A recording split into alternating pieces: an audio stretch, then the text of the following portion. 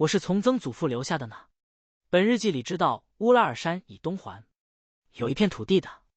日记用羊皮纸装订边角，已经被虫蛀出了细小的孔洞，墨水褪成了浅褐色，有些页面的字迹被水泡过，完全无法辨认，但有一页我能读得很清楚呢。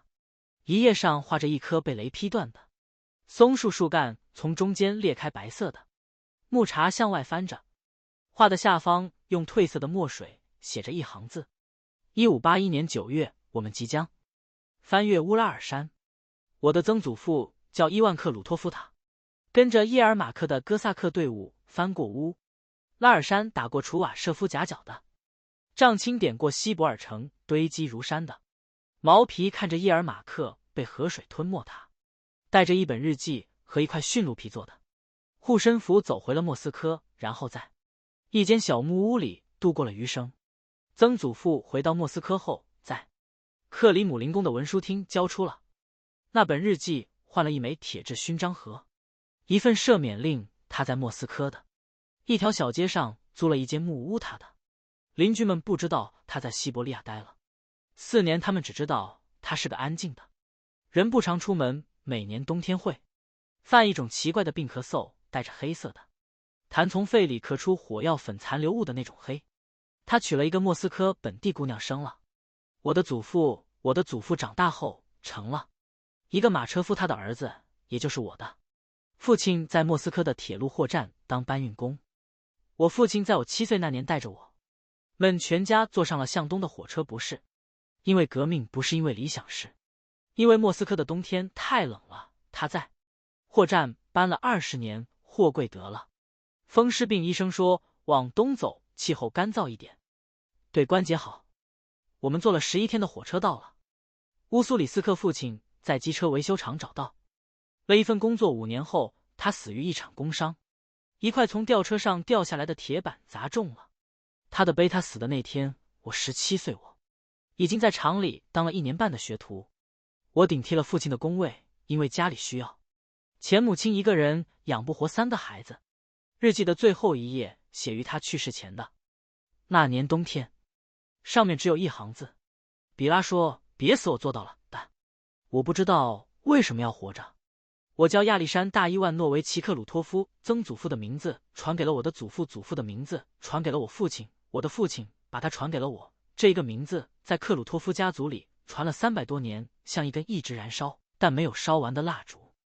我是1917年春天被选为乌苏里斯克铁路工会的副主席的那年，我32岁，在乌苏里斯克机车维修厂做了10年钳工。在工人中间有一个不太响亮的绰号，那个读很多书的克鲁托夫。我读的书大部分来自曾祖父的日记和几本从哈尔滨的旧书店里淘来的俄国小说日记，我读了不下20遍，闭上眼睛我能背出里面的大部分段落。乌拉尔山的松树，希伯尔城的毛皮仓库额尔齐斯，和地窖里彻骨的寒冷伊尔马克，穿着锁子甲沉入河水时的最后一个气泡。我从没见过那片土地，但我觉得我比在那里生活过的人更熟悉它。1917年春天，我从一张报纸上看到了彼得格勒的消息，沙皇退位了。那天下班我没有回家，我站在铁路边，看着一列从西边开来的火车停靠在站台上，车头喷出的蒸汽在傍晚的光线中翻滚着，像一个巨大的白色蘑菇。我想起了曾祖父日记里的那棵被雷劈断的松树，它裂开了，一种力量从里面把它撕开了。我不知道那种力量会把我们带到哪里，但我有一种感觉，那列火车上载着的不是乘客，是命运。乌苏里斯克是一座铁路线上的城市，中东铁路从西伯利亚延伸过来，在乌苏里斯克分成2条线，一条向南通往弗拉迪沃斯托克，一条向东通往绥芬河和中国的东北。这座城市是靠火车轮子转起来的，没有铁路就没有乌苏里斯克。我在机车维修厂干了10年，从学徒做到钳工，从钳工做到工长，从工长做到工会副主席。我的双手熟悉蒸汽机车的每一个部件，从锅炉管道的弯头到制动阀门的弹簧垫圈。我能闭着眼睛拆装一个茧。押法能在3分钟内判断出一台机车停转的原因。我的手和曾祖父的不一样，他的手握过火枪，握过铅笔，握过那只被河水泡胀的尸体的手指，我的手握过扳手锤子和游行示威的旗杆。但我不知道哪一只手更累。2月革命的消息传到乌苏里斯克时，在3月初那天，我正在车间里检修一台从哈尔滨开来的货运机车的制动系统工会的秘书，一个叫卡加的年轻姑娘跑进来，手里举着一张湿漉的报纸，大声喊了一句：“沙皇退位了。”车间里安静了大概3秒钟，然后一个老钳工放下了手中的扳手，走到水龙头前，拧开水，把脸埋在冷水里很久。没有人说话，没有人欢呼，没有人在车间门口挂红旗。但我们都知道，从这一刻起，一切都不一样了。2月到10月之间，乌苏里斯克像一座被架在火上的水壶盖子，被蒸汽顶得咔咔响。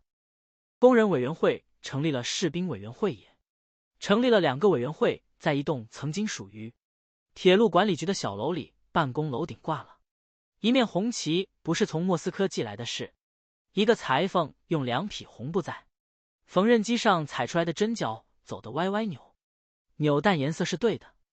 我是工人委员会的成员之一，每天下班后，我们在一间摆着一张长桌和10几把木椅的房间里开会，讨论工人们的诉求：8小时工作制提高工资、改善伙食、取消体罚，这些诉求在今天看来微不足道，但在当时每一条都需要用罢工来争取。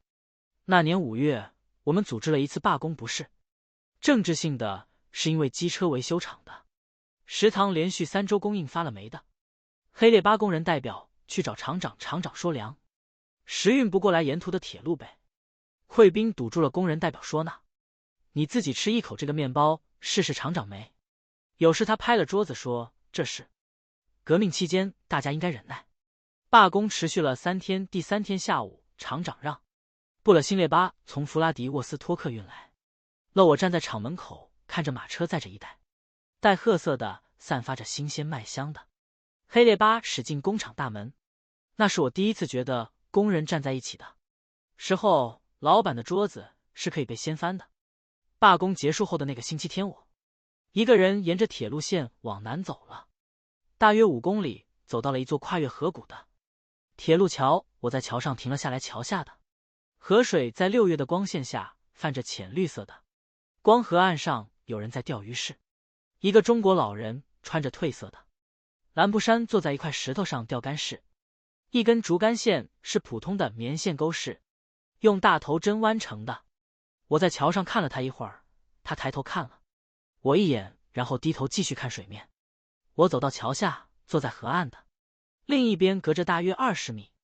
过了大概半小时，他钓起了一条鱼，不大巴掌大小。他把它从钩上取下来，放进了岸边的一个水桶里，然后他站起来，提着桶走到我面前，把桶递给我。我说不要，他说拿着。他把桶放在我脚边，然后收拾好钓竿，沿着铁路方向走了。桶里那条鱼还在游。我蹲下来，把手伸进桶里，水是凉的。鱼碰了一下我的手指，然后游开了。那天晚上，我把那条鱼煮了一锅汤，一个人喝完了。汤的味道我已经不记得了，但我记得那个中国老人把桶放在我脚边的动作。他没有问我从啊里来，没有问我叫什么名字，没有问我是布尔什维克还是孟什维克，他只是钓了一条鱼，把它给了我。在那座城市里，在那些年月里，人和人之间的信任不需要语言，也不需要共同的政见，只需要一桶水、一条鱼和一段隔着20米的沉默。夏天，我从弗拉迪沃斯托克参加了一次全远东工人代表大会。火车沿着乌苏里斯克到弗拉迪沃斯托克的铁路线向南行驶，全程大约4个小时。我坐在靠窗的位置，看着窗外的原始森林从眼前掠过，白桦作木落叶松一片接一片，像绿色的波浪一样起伏。曾祖父在日记里写过同一片森林，他说这里的森林密得连中午都透不进光。300多年过去了，森林还在淡。森林中间多了一条铁路，铁路旁边多了一座城市，城市里多了一群不再愿意跪着活下去的人。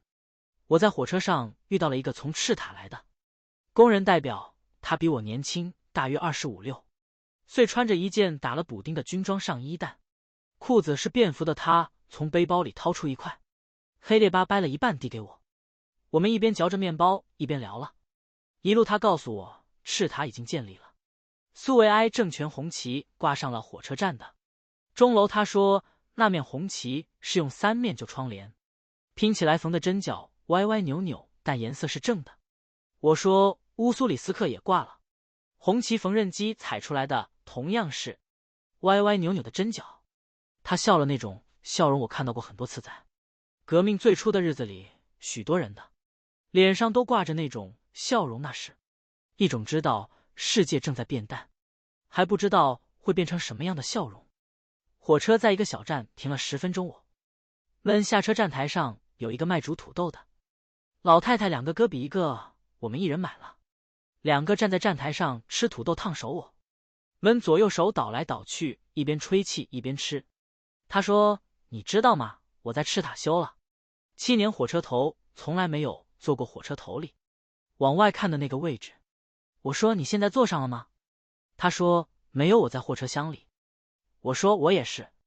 代表大会在弗拉迪沃斯托克的一个剧场里举行，来自全远东各个城镇和铁路沿线的300多名代表挤满了剧场，有人在台上演讲，内容我听不太全，因为会场的音响很差，木地板被几百双靴子踩得吱嘎作响，窗外的海风把窗帘吹得啪啪响。但我记得台下那些人的脸，有俄国工人、中国苦力、朝鲜农民、犹太裁缝、乌克兰木匠，他们的脸被同一个信念照亮着。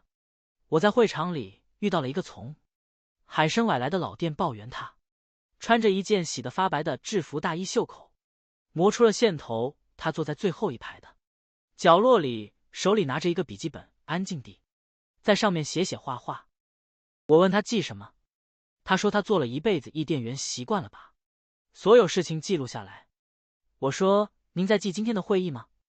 他说不是，他在记窗外金角湾的海面。今天的海面是灰色的河。1905年他第一次看到它的时候一样灰。我看了看他手里的笔记本，第一页写着日期1902年，他已经记了15年。10月革命的消息是11月传来的。乌苏里斯克距离彼得格勒太远了，电报在路上走了将近1个星期。那天下午，我正站在机车维修厂的车间门口，和几个工人讨论下一批零件什么时候到货。一辆摩托车从街头疾驰而来，停在车间门口，车上跳下来一个穿着皮夹克的年轻人。他在人群中找到了我，把一张电报纸塞到我手里。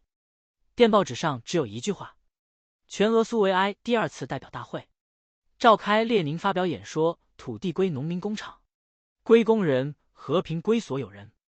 我拿着那张电报纸站在车间门口，把他读了3遍，然后我把它举起来，让所有人都能看到。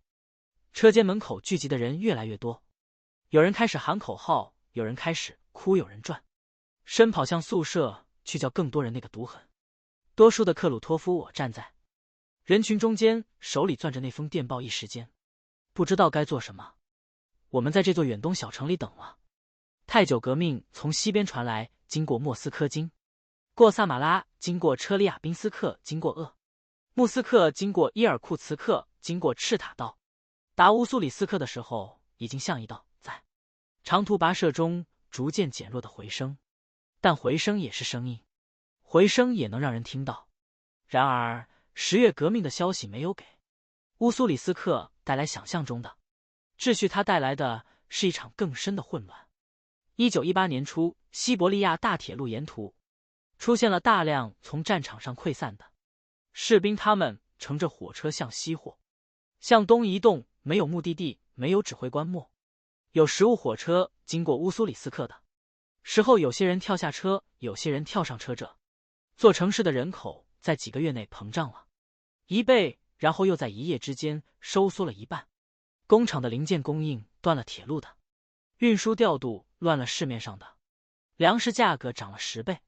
工人委员会和士兵委员会之间出现了分歧，士兵委员会认为应该继续向东进军，占领弗拉迪沃斯托克，工人委员会认为应该先稳定地方经济，保住老百姓的饭碗。2个委员会在铁路管理局的小楼里吵了3天，没有吵出结果。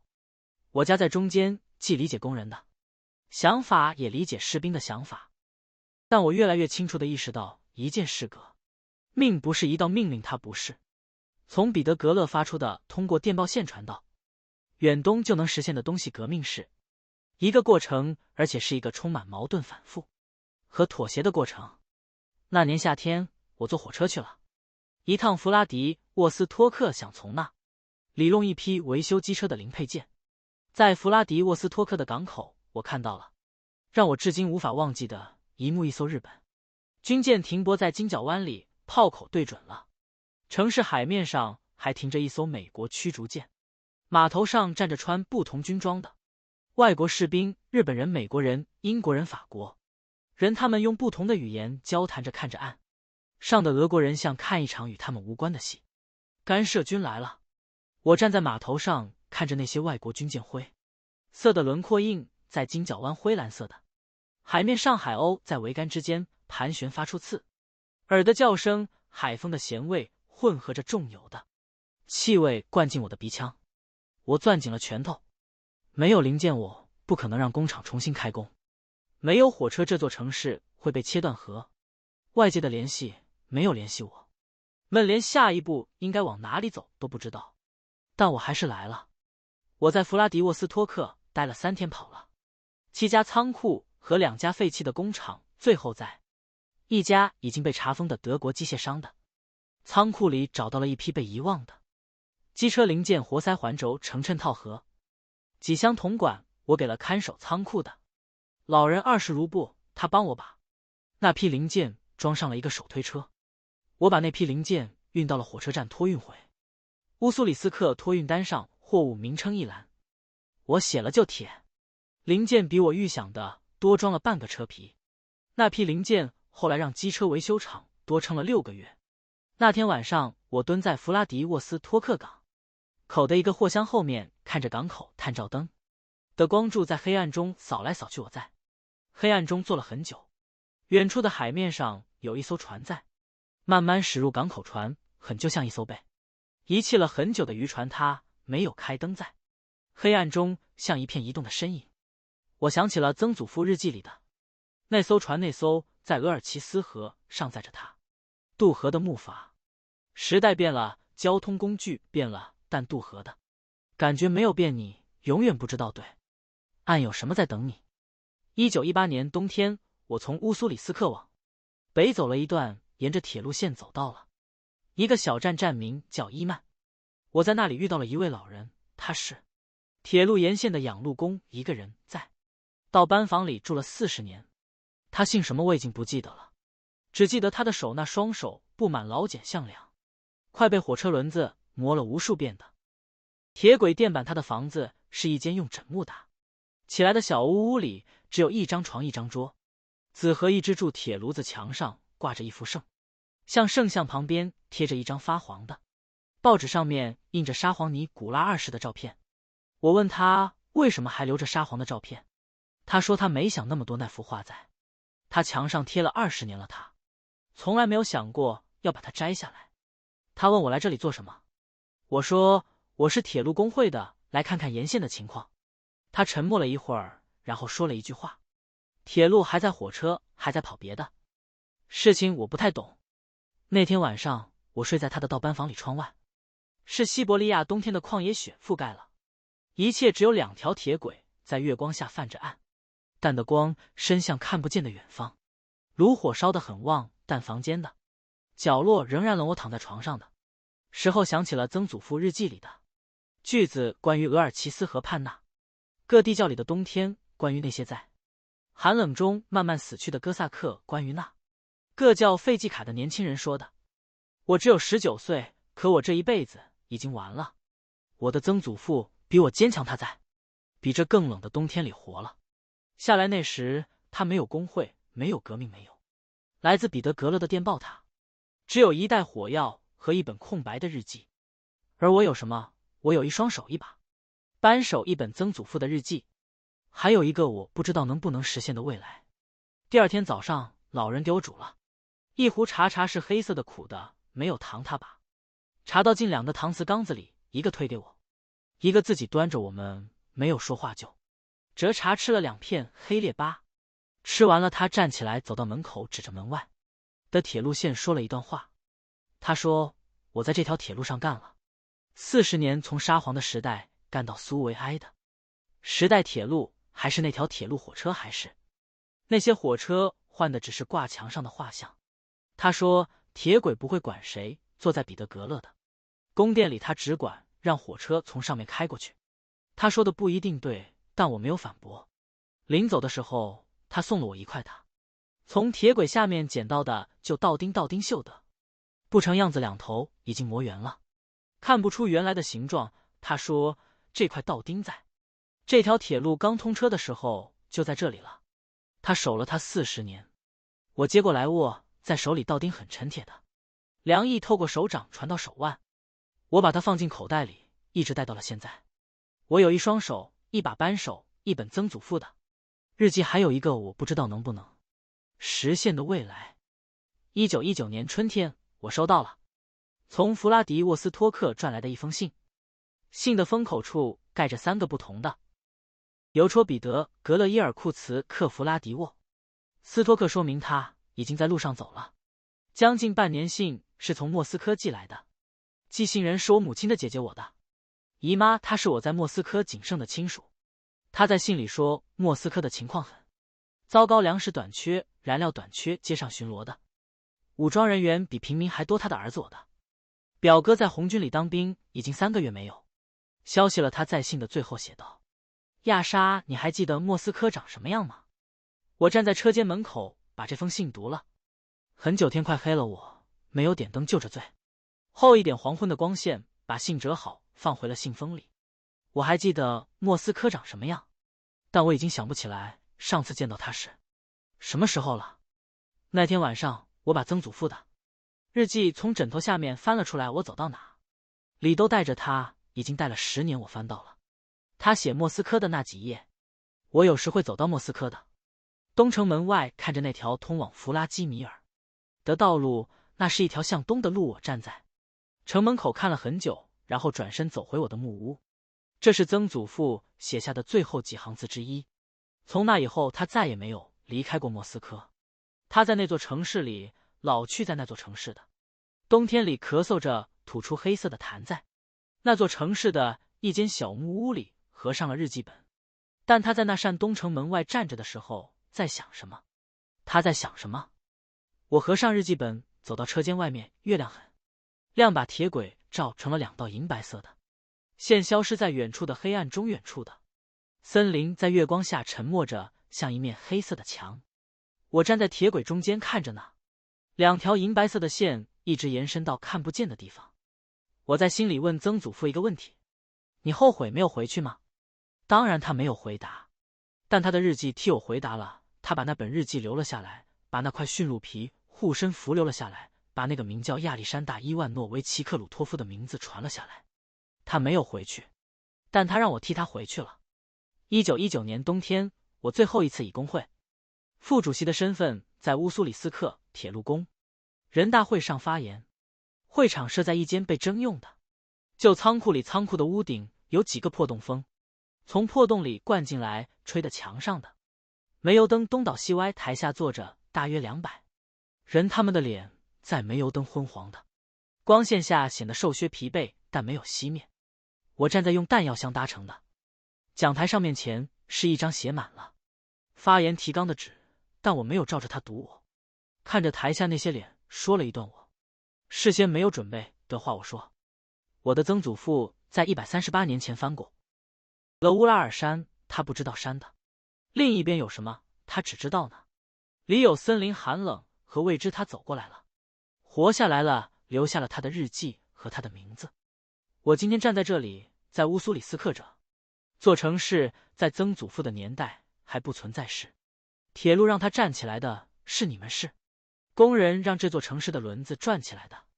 革命从彼得格勒来，他会到远东来吗？我不知道，但我知道一件事，如果革命是一列火车，我们就是轨道，没有我们它哪里也去不了。没有人鼓掌，但那些煤油灯的火苗在风中抖了一下，然后继续燃烧。散会后，我一个人在仓库门口站了一会儿。12月的乌苏里斯克气温降到了零下30几度，呼出的气在面前凝结成一片白雾，然后在几秒钟内消散。卡加从里面走出来，站在我旁边，他把手插在大衣口袋里，问我：“你刚才说的那段话之前没有准备过吧？”我说没有。他说：“但你说的很好。”我说：“不是我说的好，是因为那些话本来就在那里，只是一直没有人说。”他点了点头，然后转身边走边说了一句话，声音不大，但在零下30度的空气里传得格外清楚。他说：“你曾祖父会为你骄傲的。”我站在原地没有动。我想了想，他会不会为我骄傲？我不知道，但我是为他回来的，这就够了。1920年春天，日本军队占领了乌苏里斯克。占领的第一天，日本兵在火车站门口贴了布告，上面用俄文写着：“禁止集会，禁止罢工，禁止悬挂红旗，违反者将被逮捕。”我看着那张布告，站在布告栏前看了很久，不是在看上面的字，是在看布告右下角的那枚红色印章。那枚印章盖下去的时候，纸面凹下去了一块墨迹，还没有完全干透，说明这张布告是刚印出来的。他们来之前已经准备好了布告，他们早就知道这一天会来。工会被解散了，委员会被查封了。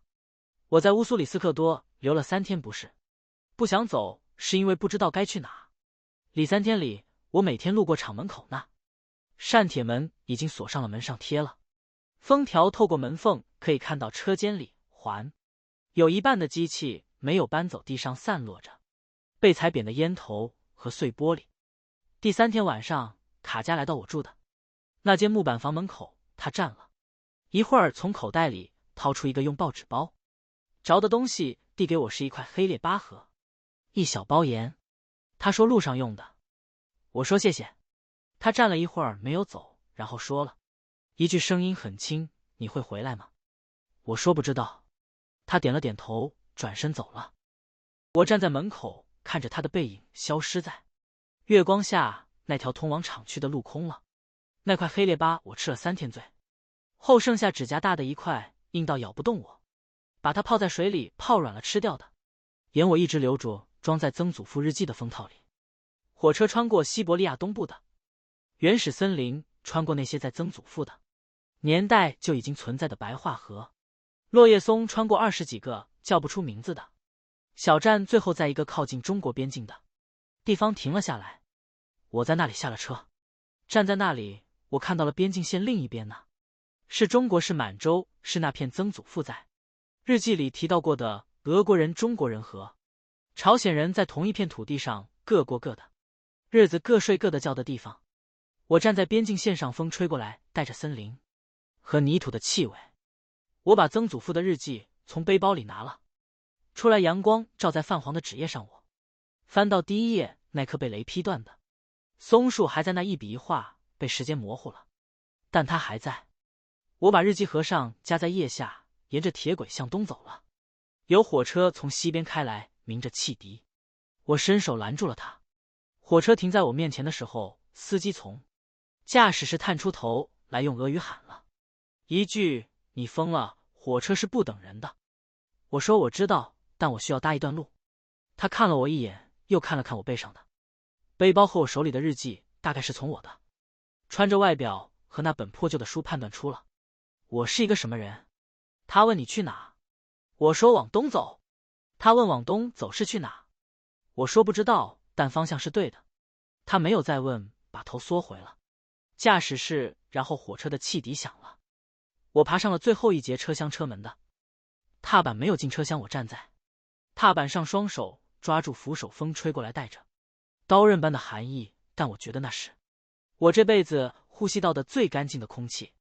火车向东行驶，经过的站点越来越小，最后经过一座两边都是废弃农田的小站时，我已经分不清自己是在俄国还是在满洲了。但我知道呢，条铁轨还在脚下。